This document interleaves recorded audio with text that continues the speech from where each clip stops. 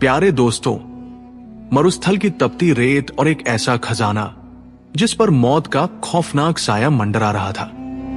500 सोने के सिक्के और बेशकीमती माल से लदा अबू सुफियान का काफिला मक्का की तरफ रेंग रहा था।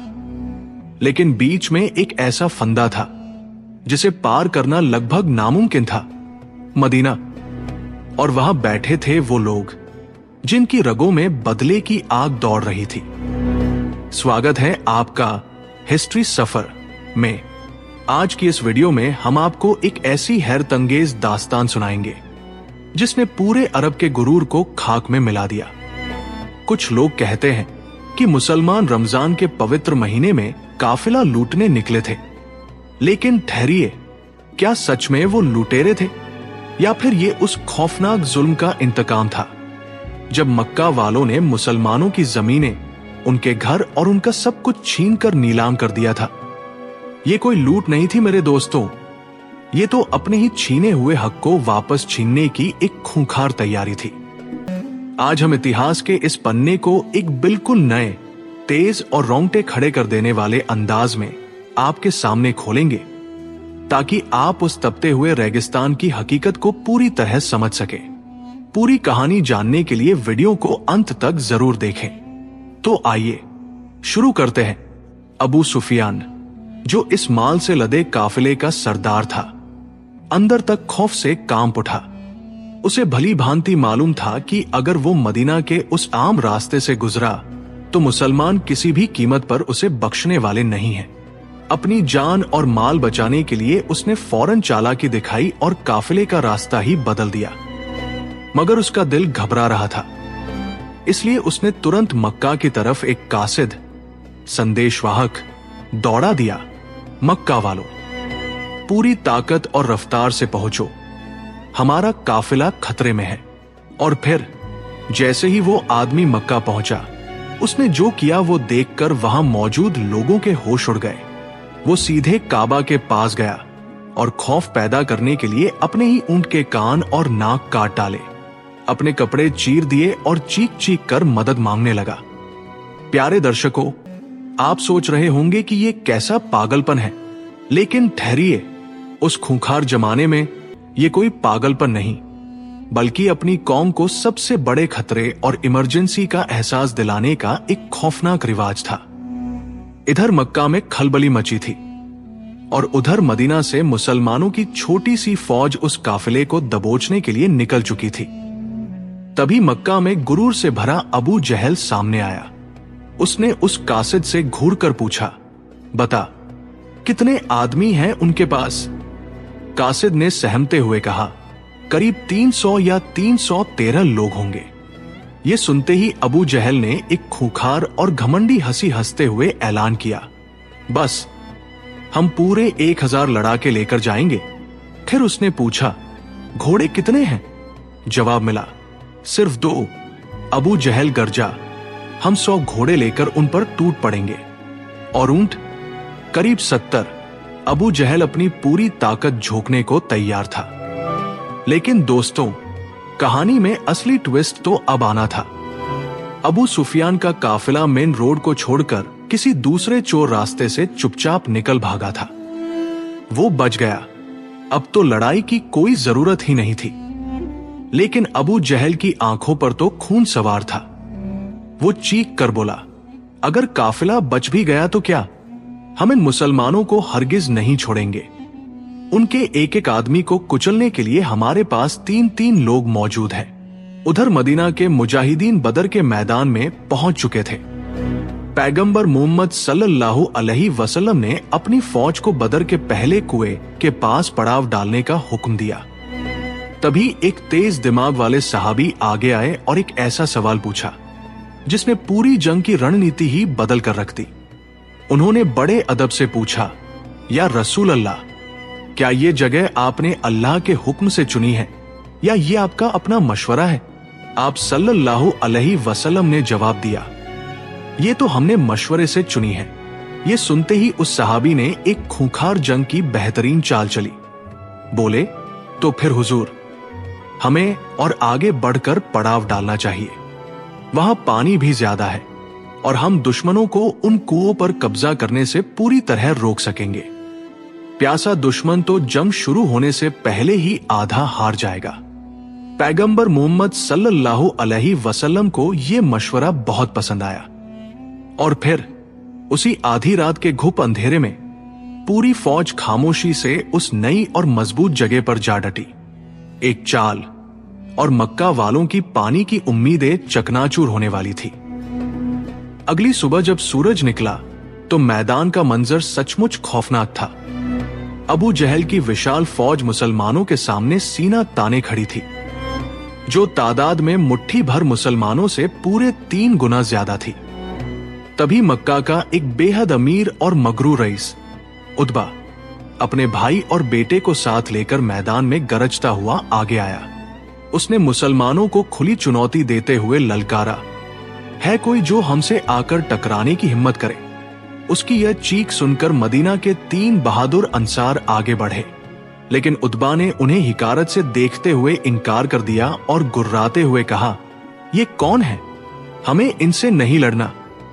हमें तो अपने उन भाइयों के सिर धड़ से अलग करने हैं जिन्होंने हमारे बाप दादाओं के धर्म से गद्दारी की है।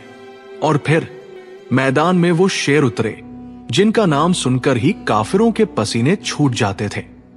हजरत हमजा, हजरत उबैदा और महज 24 साल के नौजवान हजरत अली रजी अल्लाहु अन्हु।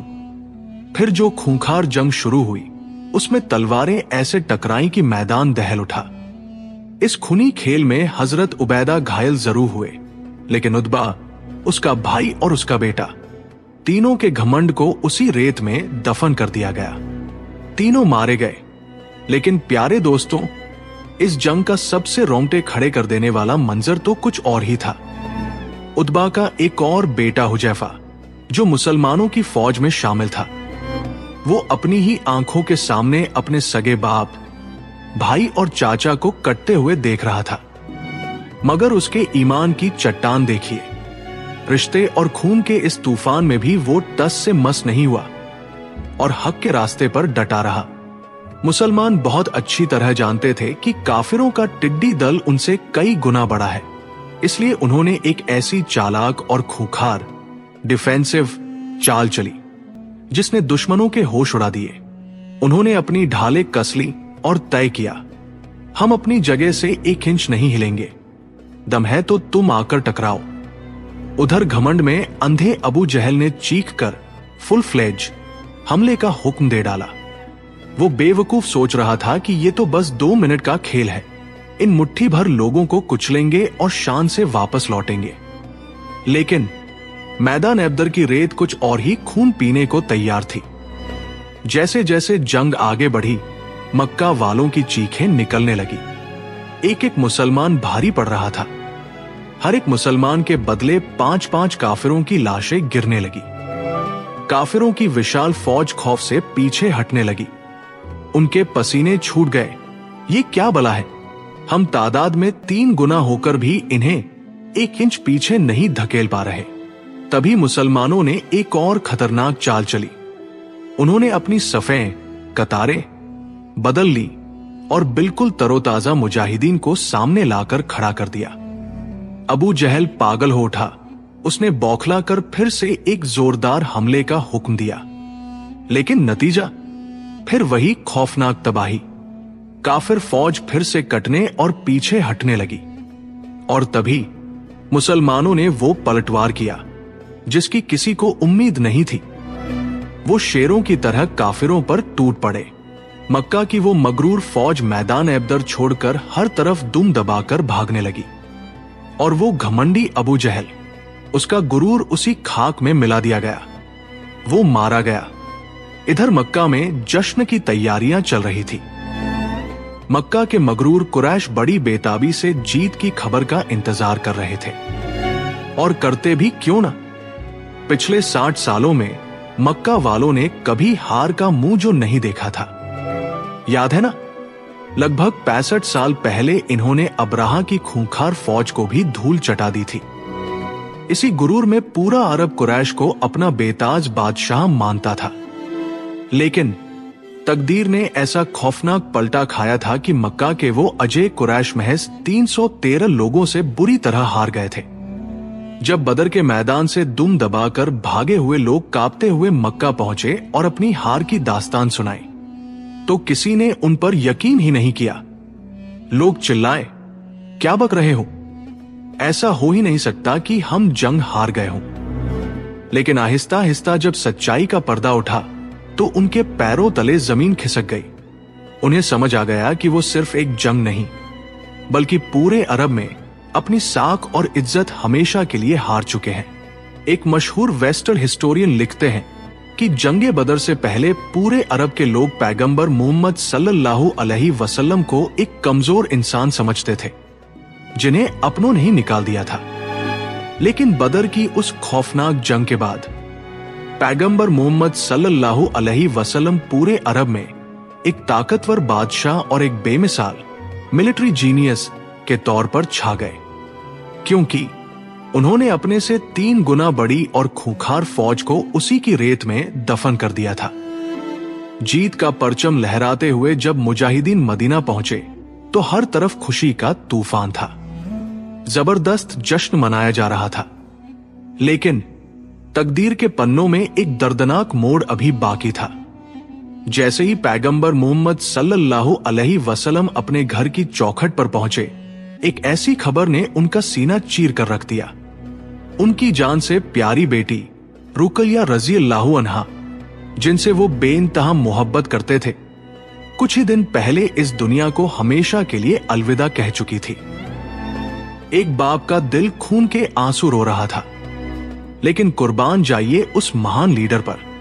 अपने लोगों की खुशी और इस शानदार जीत के जश्न को टूटने न देने के लिए उन्होंने अपने इतने बड़े गम को खामोशी से अपने ही सीने में दफन कर लिया। किसी से अपने दर्द का जिक्र तक नहीं किया। लेकिन प्यारे दर्शकों, मदीना का ये जश्न ज्यादा दिनों तक टिकने वाला नहीं था, क्योंकि उधर मक्का में इंतकाम की आग भड़क उठी थी। इस बार अबू सुफियान ने कोई छोटी मोटी फौज नहीं, बल्कि पूरे अरब से 3000 खूंखार लड़ाकों की एक विशाल फौज जमा कर ली थी। मक्का का हर एक नौजवान मुसलमानों के खून का प्यासा हो चुका था और एक नए खौफनाक तूफान की तैयारी शुरू हो गई थी।